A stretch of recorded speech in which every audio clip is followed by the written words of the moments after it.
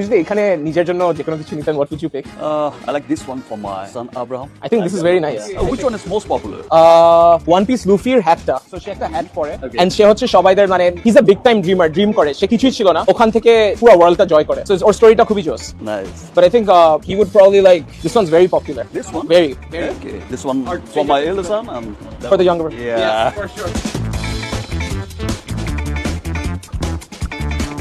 তো হ্যালো বন্ধুরা, আমার মনে হয় কি জানো তো, পরকীয়া রানীর ভক্তরা শাকিব খানের এই যে দোকান শপ ওপেনিং করতে যাওয়ার এই ভিডিওটুকু মনে হয় তারা দেখতে পায়নি বা তাদের নজরে পড়েনি। দেখুন, সে কিন্তু ওপেনিং করতে গিয়ে সেখান থেকে জয়ের জন্য একটা সুন্দর গিফট নিয়েছে।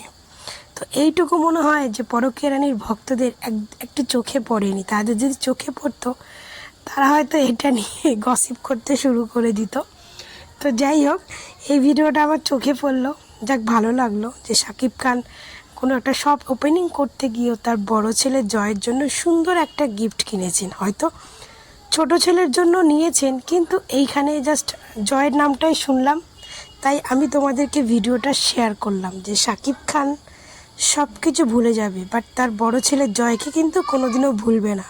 তোমরা পরকীয়া রানীর ভক্তগুলো যারা নোংরামি ছড়িয়ে যেতে পারো, শাকিব খান আগে জয়ই থাকবে, আর কেউ থাকবে না। পরে থাকবে বীর, বাট আগে থাকবে জয়। তোমরা অনেক নোংরা কথা বলো যে জয়কে ভুলে গেছে, জয়কে কিছুই দেবে না, এটা তোমাদের জেগে থাকা স্বপ্ন, সেই স্বপ্ন নিয়েই তোমরা বেঁচে থাকো, তোমাদের তো আর কোনো কাজকর্ম নেই। কিন্তু শাকিব খান তার বড় ছেলের জন্য কি করবে আর কি করবে না সেটা শাকিব খান আগে থেকেই ভেবে নিয়েছে। কিন্তু তোমাদের মতো কিছু পরকীয়া রানীর ভক্তদের কোনো কাজ কাম নাই, শুধু মিথ্যে জিনিসটাকে নিয়ে গসিপ করতে তোমরা খুব ভালোবাসো। তো তোমাদের জন্য এই ভিডিওর এইটুকু তোমাদেরকে শেয়ার করলাম যে তোমরা দেখো সাকিবের নজরে জয়ের জায়গাটা কোথায় আছে।